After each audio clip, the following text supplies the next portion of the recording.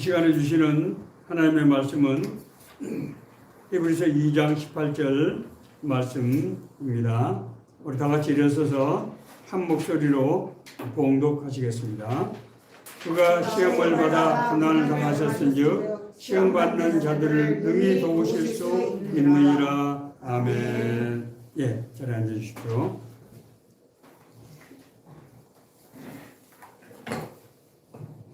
요즘 날씨가 갑자기 추워지면서 감기 환자들이 많이 늘어나고 있다고 합니다. 감기를 생각할 때마다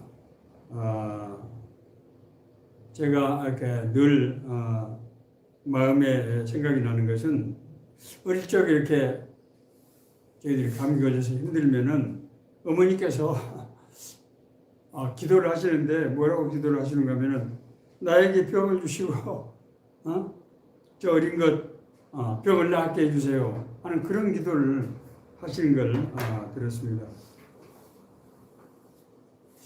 뿐만이 아닙니다. 어머니는 자식이 멀리 나가 있는 그런 타지에 있더라도 자식에게 무슨 일이 일어나는지 아마 느낌으로 아시는 것 같아요. 어머니는 꿈으로 또는 그런 느낌으로 자식과 같이 하는 것이 아닌가 그렇게 생각이 됩니다. 이른바 이심전심, 어머니의 마음이 자식의 마음이 되고 자식의 마음이 어머니의 마음이 되는 것.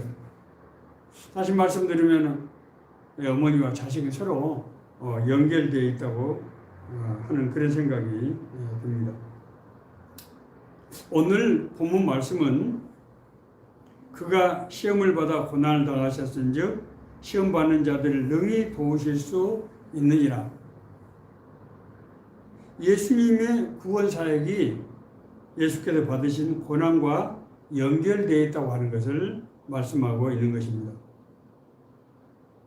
그것은 하나님이신 예수님이 낮고 낮은 인간의 몸으로 오신 것과 십자가에서 죽으심으로 이루어진 구원을 말씀하고 있는 것입니다. 여러분, 예수님께서는 세상에 어떻게 오셨습니까?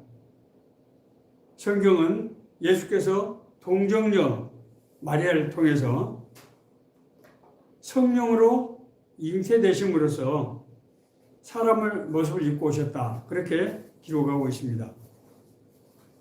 아들 낳으리니 이름을 예수라 하라. 이는 그가 자기 백성을 그들의 죄에서 구원할 자이심이라 하니라. 예수님의 오심은 사실은 이 마리아가 이제 예수님을 출산하기 전에뿐만 아니라 700년 전, 500년 전부터 계속해서 반복적으로 예언되어 온 사실 그런 사건입니다. 선지자들은 하나님의 부르심을 받아서 500년 전, 700년 전부터 예수님의 탄생과 예수님의 삶과 예수님의 죽음 그리고 부활에 대해서 반복적으로 예고해 왔던 것입니다. 이에 따라서 출생 후에 예수님의 삶은 문자 그대로 시험과 고난으로 점철된 그런 생애였다고 하는 것을 우리가 잘 알고 있습니다. 예수께서는 공생일 시작하시기 전에 하나님의 뜻 가운데서 사단의 시험을 받으십니다. 그 시험은 무슨 시험입니까? 돌이 떡덩어리가 되게 하라. 성전에 올라가서 높은 꼭대기에서 밑을 내다보면서 뛰어내리라. 그러면 하늘의 천사들이 손으로 받쳐서 발이 상하지 않게 할 것이다. 또 뭡니까? 예루살렘 성을 보게 하면서 만국의 천하 만국의 모든 권세를 너에게 줄 테니 나에게 오라. 그렇게 사단이 유혹하는 것이죠. 인간의 육신의 욕망을 부인하는 그런 시험이었습니다. 그뿐만 아니라 예수님께서는 십자가에 달리심으로써 그의 계속적인 죽음에 대한 예언이 온전히 이루어지게 된 것입니다. 우리는 다 양 같아서 그릇 행하여 각기 제 길로 갔거늘 여호와께서는 우리 모두의 죄악을 그에게 담당시키셨도다. 정말 놀라운 얘기 아니에요. 이사야서가 이 예언한 이 말씀은 예수님이 출생하기 전에 500년 전에 이미 예언된 말씀이라고. 또 다윗의 시편들을 보면 시편에서 예수님의 그 고난의 과정을 그대로 아주 마치 사진 찍어 보이듯이 예언하고 있는데 그 사건이 아주 그대로 이루어졌다고 하는 것입니다. 예수님의 출생과 생애에서 겪으신 시험과 고난은 인간의 죄를 대속하기 위한 과정이었다고 하는 것입니다. 그러므로 우리가 값없이 받은 구원은 예수님께서 우리를 대신해서 받으신 시험과 그 고난의 결과로 이루어진 것이라고 하는 것입니다. 예수님의 그 고난과 우리의 구원이 서로 인과관계로 연결되어 있다고 하는 것입니다. 그래서 바울 사도는 이를 그가 시험을 받아 고난을 당하셨은즉 시험 받는 자들을 능히 도우실 수 있느니라 라고 말씀하고 있습니다. 자, 그런데 바울이 왜 이런 말씀을 우리에게 하셨을까요?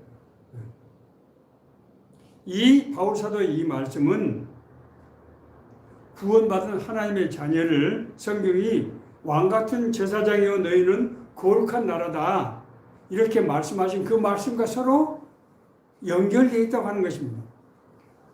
베드로 사도는 이렇게 얘기했습니다.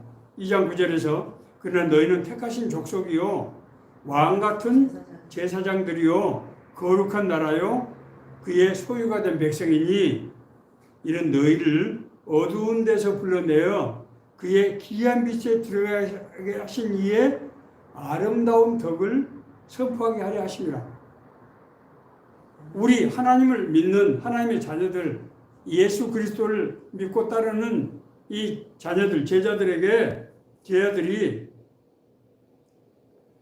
그 예수 그리스도의 아름다운 덕을 선포하기 위해서 너희들이 왕같은 제사장이고 거룩한 나라로 그렇게 택함을 받았다고 하는 것입니다. 정말 이게 아주 놀라운 말씀 아닙니까? 자, 오늘 우리는 이렇게 말씀하실 수 있는 사도들이 이렇게 말씀하신 그 근거가 도대체 뭔가? 그리고 우리가 진짜로 이런 일을 감당할 수 있단 말인가 하는 것을 우리가 살펴볼 필요가 있을 것입니다. 우리를 통해서 하나님의 복음이, 하나님의 구원의 역사가 전파되고 확산된다고 하는 것입니다. 그건 왜 그렇습니까? 우리 자신이 복음으로 구원을 받았기 때문입니다.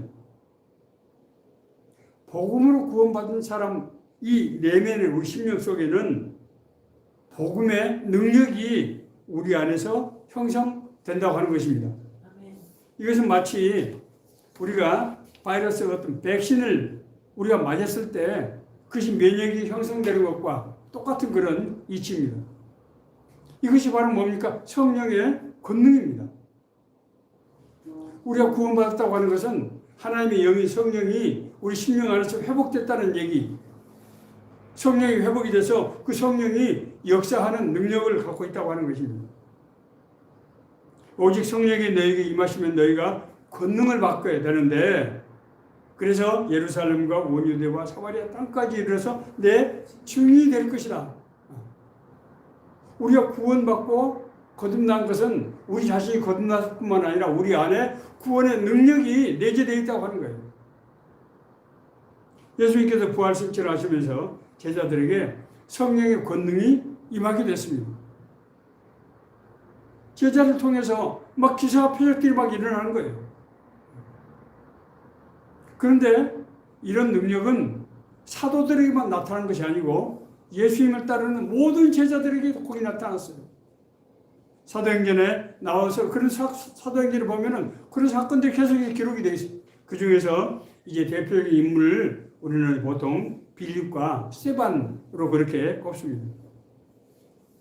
이 사람들은 평신도고 교회에서 임명된 집사인데 그들을 통해서 정말 우리가 상상할 수 없는 그런 기사와 표적들이 나타났다고 하시는 거죠.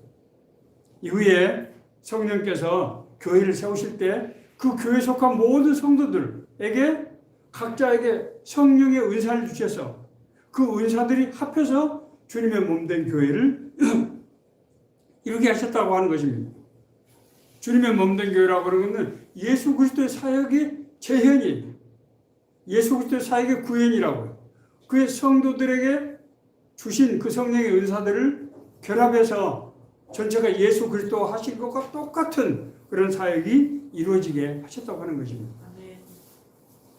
그래서 고린도전서 12장에서는 은사는 여러 가지나 성령은 같고 직분은 여러 가지나 주는 같으며 또 사역은 여러 가지나 모든 것을 모든 사람 가운데 이루시는 하나님은 같으니 각 사람에게 성령을 나타나심은 유익하게 하려 하며 하나님의 뜻을 이루기 위해서 각 사람의 성령의 능력이 나타나게 하셨다. 그런 말씀입니다. 이 놀라운 사실은 하나님께서 하나님의 일을 하게 하시기 위해서 창조하신 바로 그 목적입니다. 창세기 1장 28절에 보면은 하나님께서 이제 피조 세계를 만드시고 사람을 자신의 형상, 다시 말씀드리면은 하나님의 형질로 우리 인간을 만드시고 생육하고 번성하라, 땅을 다스리라, 땅에 충만하라, 그렇게 말씀하고 있습니다. 자신이 만든 피조 세계를 자신의 형상으로 만든 인간을 통해서 다스리게 하기 위해서 그렇게 하셨다고 하는 것입니다.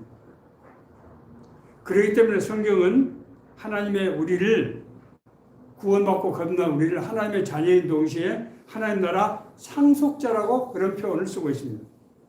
로마서 8장 17절에서 바울사도는 이렇게 얘기합니다. 자녀이면 또한 상속자 곧 하나님의 상속자요 그리스도와 함께한 상속자니 우리가 그와 함께 영광을 받기 위하여 고난도 함께 받아야 될 것이니라. 놀라운 말씀 아닙니까?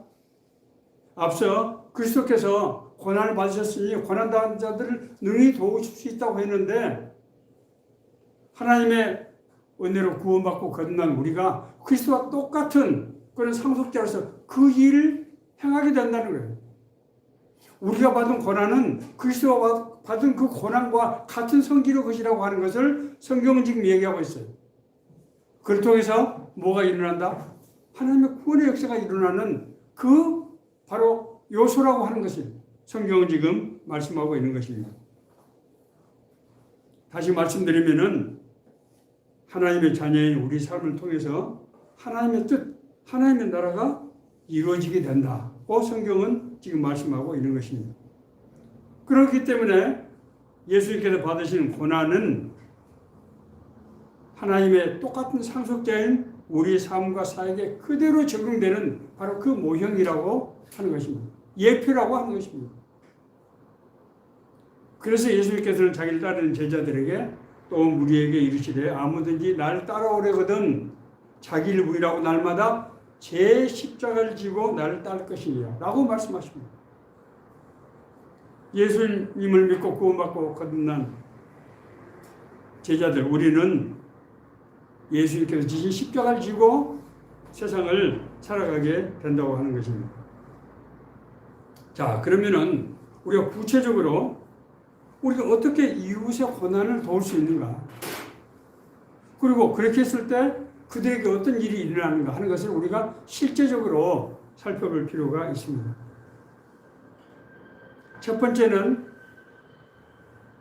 우리가 이웃들과 함께 할 때 우리는 그 대상자와 함께 공감자가 된다고 하는 것입니다. 이것은 아주 굉장히 중요한 비밀입니다.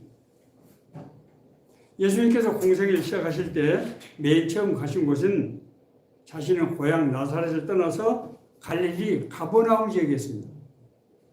예수께서 요한이 잡혔음을 들으시고 갈릴리로 물러가셨다가 나사렛을 떠나 스불론과 납달리 지경 해변에 있는 가버나움에 가서 사시니 이는 선지자 이사야를 통하여 하신 말씀을 이루려 하심이라 일렀으되 스불론 땅과 납달리 땅과 요단강 저편 해변길과 이방의 갈릴리여 흑암에 앉은 백성이 큰 빛을 보았고 사망의 땅과 그늘에 앉은 자들에게 빛이 빛이었도다 하였느니라 하고, 이때부터 예수께서 비로소 전파에 이르시되 회개하라 천국이 가까이 왔느니라 하시더라. 야, 기가 막히죠? 예수님은 예루살렘에서 멀리 떨어진 지역, 멸시받고 소외된 지역을 자신의 사역의 본고지이자 선교지로 결정하신 것입니다. 왜 그렇습니까? 당시의 갈릴리 지역은 이방인과 유대인들이 섞여 살던 그런 지역이죠. 여기는 종교적뿐만 아니라 사회적으로도 굉장히 소외된 그런 거의 버림받은 그런 땅이었다. 천대받는 흑암의 땅에 복음의 시발점이 된 것은 하나님께서 이방인을 구원의 대상으로 선택했다고 하는 것을 의미하는 것입니다. 하나님의 눈은 언제나 천대받고 고난받고 가난한 사람들을 향하시고 그들과 함께 하십니다. 이것이 하나님의 본성인 하나님의 자비 궁율이에요. 그 궁율이 오늘날 우리를 구원해 주신 것입니다. 고난당한 자를 치유하는 가장 기초적이고 근원적인 방법은 무엇입니까? 그것은 그들과 함께 하는 것입니다. 제 학교 동기 중에 서울 대학 한 대학에서 교수를 하던 친구가 있었습니다. 이 친구는 인사행정을 전공했기 때문에 제가 공직생활할 때 저하고 함께 많은 일을 했습니다. 저를 도와서 우리 국가 정책을 수립하는데 아주 크게 기여한 그런 중요한 사람이었어요. 그런데 어느 날 그가 몸이 많이 아프다는 소식을 들었어요.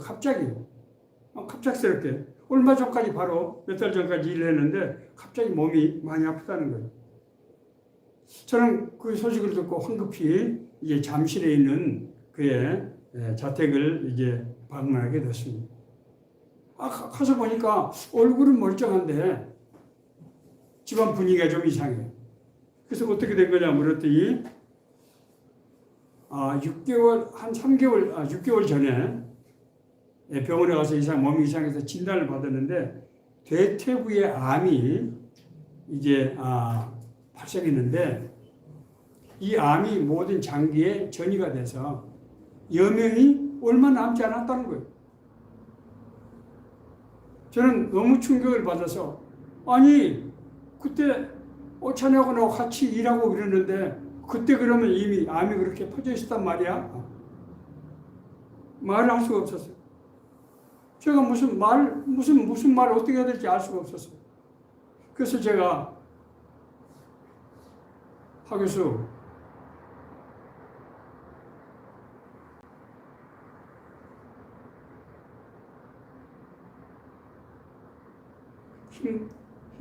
힘들지 않아? 제가 그렇게 말했어요. 힘들지 않아? 그렇게 말했어요. 그랬더니 이 친구가 얼굴에 웃음을 띠면서 그렇게 얘기하는 겁니다. 나 괜찮아. 괜찮아. 그러면서 자기하고 그 병상에 그 병원에 입원해 있을 때 같이 있었던 한 친구가 있었는데 똑같은 병에 걸려서 두 사람이 동병상련 같은 병에 걸리고 그리고 같은 운명을 맞게 될 것이라는 그 사실이 서로 위로가 돼서 우리가 같이 갈 수 있게 돼서 외롭지 않다고 하는 거예요. 친구인 내가 그에게 줄 수 없는 위로와 소망을 그 환자가 줄 수 있는 것은 같은 고통을 겪고 그리고 같은 길을 가게 때문인 것입니다. 여기서 우리가 알 수 있는 것은 진정한 친구, 동행자가 되기 위해서는 같은 처지와 같은 삶을 나누는 그런 두 가지 요건을 갖춰야 된다고 하는 것입니다. 성경에서 보면은 하나님께서 고난당한 자에게 주시는 말씀이 무슨 말씀입니까? 내가 너와 함께 하겠다. 내가 너와 함께 하겠다. 하나님이 야곱에게 말씀하시고 모세에게 말씀하시고 여호수아에게 말씀하시고 다윗에게 말씀하시고 하나님은 택한 자에게 내가 너와 함께 하겠다. 걱정하지 마라. 두려워하지 마라. 담대해라. 굳세라. 그렇게 말씀하고 있습니다. 상담학에서 상담자가 해야 될 역할 중에서 가장 중요한 것은 내담자와 같은 심정으로 함께 하는 것이라고 그렇게 가르치고 있습니다. 이것이 바로 예수님께서 우리와 같은 인간의 몸으로 오셔서 시험과 시련을 당하시다 겪으시다가 최고의 고난인 죽음을 맛보신 것이며 그래서 우리를 하나님 앞으로 인도할 수 있게 되셨다고 하는 것입니다. 두 번째로 우리는 그들의 치료자가 진짜로 될 수 있다고 하는 것입니다. 우리를 통해서 치료의 능력, 역사가 일어난다고 하는 것입니다. 제가 1987년도에 공직에 있을 때 직장에 기독신회를 설립을 해서 이제 일주일에 몇 번씩 모였는데 그 한 형제가 있었어요. 그 형제가 뭐라고 얘기를 하는가 하면은 자기가 기도를 하고 손으로 만지면은 몸이 아픈 사람들이 낫는다는 거예요. 이 사람 평신도입니다. 제가 너무 놀라서 아니 진짜야? 그랬더니 진짜로 몇몇 사람 자기 동료들 실명까지 되는 거예요. 그 형제는 그 기관에 있다가 나중에 이제 그 당시에 최신부 우정사업본부로 가서 거기서 많은 사람들에게 복음을 전했다는 얘기를 제가 들었어요. 그래서 언제부터 그러냐고 했더니 언제부터인지 모르겠는데 자기 자신이 그런 생각이 들어서 어려운 사람들에게 그걸 자꾸 기도를 했더니 그 사람들이 낫더라고 하는 것입니다. 예수께서 자기를 따르는 무리들에게 너희는 세상이요 세상의 빛이다 이렇게 말씀하셨어요. 돼야 된다는 것이 아니에요. 너희는 세상의 소금이고 세상의 빛이다 이렇게 말씀하셨어요. 소금은 뭐라고 제가 말씀드렸습니까? 화해케 되는 기능이라고 그랬죠. 하나님과 화해케 된 사람은 그 안에 화해의 능력이 있기 때문에 다른 사람과 사람을 화해시키고 하나님과 사람을 화해시킬 수 있는 능력이 있다는 거예요. 너희는 세상의 빛이다. 예수님께서 말씀하실 때 그 빛은 진리의 빛, 생명의 빛, 바로 그 빛을 말하는 복음의 빛을 말하는 거예요. 우리가 복음을 전할 때 제가 늘 성경에 가지고 다니는 이 사역리로 이제 선교단체에서 훈련을 하는데 긴장하는 훈련생들이 너무 긴장한 나머지 이게 1페이지부터 10페이지까지 읽고 그 다음에 영접 기도를 시켜야 되는데 이게 두 장이 겹쳐서 넘어가는 거예요. 너무 긴장한 나머지. 그렇잖아요. 낯선 사람에게 가서 사역에 대해서 들어보셨습니까? 하고 무슨 기독교의 복잡한 이 교리 얘기를 하는데 이 사람이 과연 들어줄까? 이 사람이 호통을 치지 않을까? 왜 안 떨리겠어요? 당연히 떨리죠. 자, 그런데 놀라운 것은 한 장이 접혀져서 제대로 전하지도 않았음에도 불구하고 이 사람들이 진짜로 구원받고 눈물 흘리면서 거듭나는 역사가 일어난다고 하는 것입니다. 여러분 잘 아시는 헬렌 켈러 1880년 6월 27일 엘라바마주의 터스컨비아라고 제가 처음 들어본 도시인데 거기서 가정에서 출생한 사람이죠. 어릴 때는 이 사람이 비장애인이 있는데 생후 19개월 때 뇌척수막염으로 하루아침에 시력과 청력을 잃고 그래서 그 후유증으로 이제 언어장애까지 발생하는 그래서 삼중고 볼 수도 없고 말할 수 없고 들을 수 없는 이런 삼중고를 겪었던 사람입니다. 이 사람이 엘 설리반이라는 선생을 만나서 교육을 받고 훈련을 받은 후에 이 사람이 미국의 사회복지 또 사회운동 장애인 인권과 운동으로서 활동을 했는데 이 헬렌 켈러를 통해서 전 세계 수많은 장애인들 고난 가운데 있는 사람들이 소망을 얻었다는 거예요. 우리나라에도 그런 비슷한 인물이 있습니다. 이지선 교수. 여러분 뭐 잘 아실 거예요. 이지선 교수는 얼마 안 됐어요. 2007년 7월 30일 이지선 씨가 이화여대 사범대 4학년 재학 중이었답니다. 자기 오빠가 모는 자동차를 가다가 어떤 사람이 음주운전한 차에 치받쳐서 교통사고가 차가 화재가 발생했는데 전신 55%, 3도 화상은 전신 55%, 3도 화상은 살 수 없는 그런 몸이었어요. 그래서 인생이 끝나는 것 같았습니다만은 이 이재선 씨는 불굴의 의지로 이제 미국에 건너와서 보스턴대 대학원에 콜롬비아 대학원, UCLA 대학원, 세 개 대학원을 수료하고 사회복지학 박사가 되어서 한동대 교수를 거쳐서 지금은 모교인 이화여대 교수로 활동하고 있습니다. 제가 인터넷 찾아보니까 이 이지선 교수를 통해서 많은 청년들이 그 그룹이 있는데 그 사람들 어떤 사람들인가 하면은 그런 고난 시련 가운데서 고통을 받던 사람들이 이지선 교수를 통해서 치유받고 회복되는 그런 놀라운 역사를 체험한 그 사람들의 그룹이라는 거예요. 그들이 받은 고난이 다른 사람에게 치유 능력이 있더라고 하는 것입니다. 제가 아까 말씀드렸던 제 학교 동기인 그 하교수가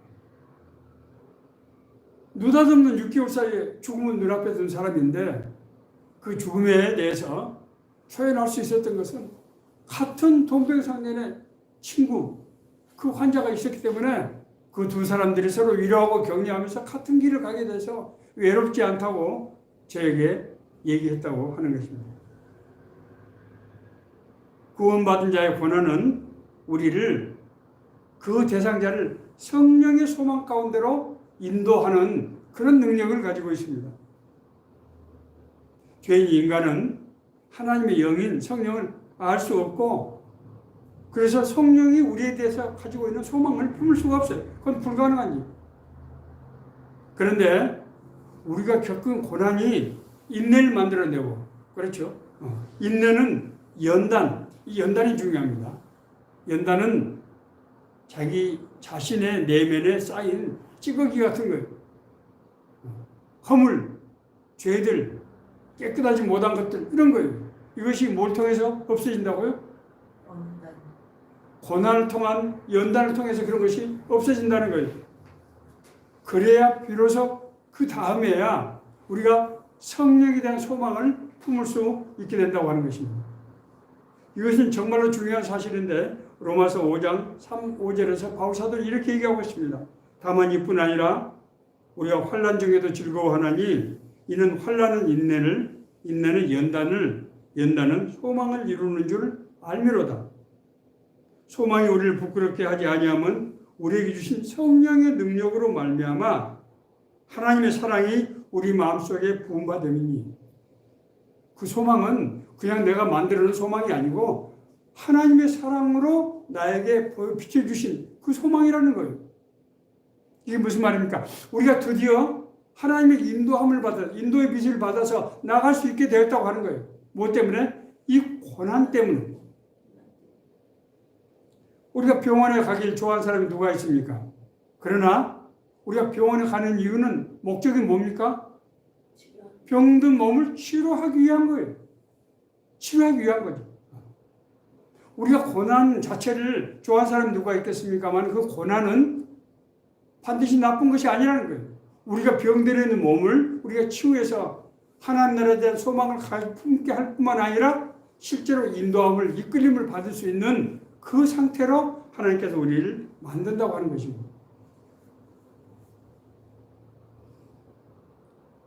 고난을 통해서 성령의 소망을 품게 된 사람은 마찬가지로 다른 사람이 겪는 그 고난을 통해서 성령의 소망을 이끌 수 있는 그런 능력이 형성된다고 하는 거예요.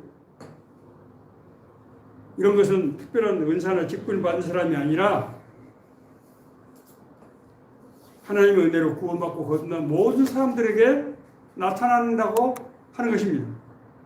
사도행전을 보면은 소아시아와 지중해 지역의 이방인들에게 복음이 전해지는데 그것은 사도들에 의해서가 아니라 이름 없는 평신도들을 통해서였습니다.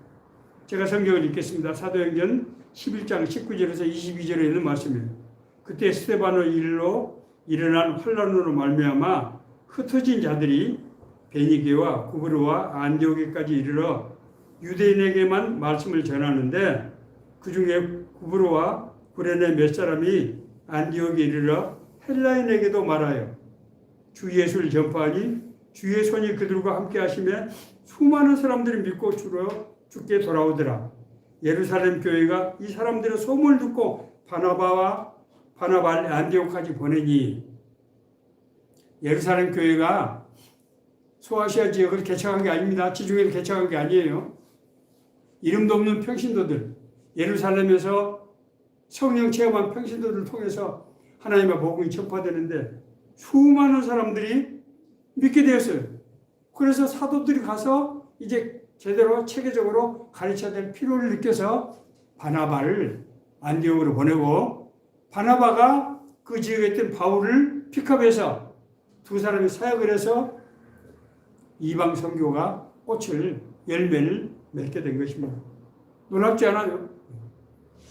하나님께서 교회를 이루는 모든 성도에게 뭘 주신다고요? 성령의 은사를 주신다는 거예요. 그 성령의 은사를 통해서 우리가 만나는 사람들이, 고난받는 사람들이 치유될 뿐만 아니라 성령의 능력으로 회복되고 하나님과 동행하는 삶을 살 수 있게 그렇게 된다고 하는 것입니다. 제가 말씀을 마치면서 무슨 말씀을 말씀을 마무리할까 고심하다가 어제 저녁에 밤늦게 생각이 났습니다. 우리 어머니 생각이 났습니다. 저희 어머니는 1913년생이신 전남 진도군 조도면 가살이라고 하는 아주 예쁜 섬이에요. 조그마한 섬입니다. 거기에서 출생하셨습니다. 이웃섬에는 저희 아버지와 혼인해서 일생을 섬에서 보내시고 57세라고 하는 그렇게 많지 않은 이제 나이에 하나님 나라로 올라가셨습니다. 저희 어머니는 왜소한 그리고 약한 그런 처구를 가지신 분이었어요. 그 지역이 이제 섬이기 때문에 습도가 굉장히 높아서 기관지 천식이 환자들이 굉장히 많은 그런 지역입니다. 저희 어머니도 기관지 천식으로 평생 고통을 받으셨습니다. 그렇지만 어머니는 그 시골에서 농사를 지시면서 외지에서 들어온 나그네들 오면은 옷을 깨끗이 빨아서 입히고 밥을 먹이시고 재워주시고 갈 때는 노잣돈을 주어서 보내시는 그렇게 정말 사랑을 베푸셨던 그런 분입니다.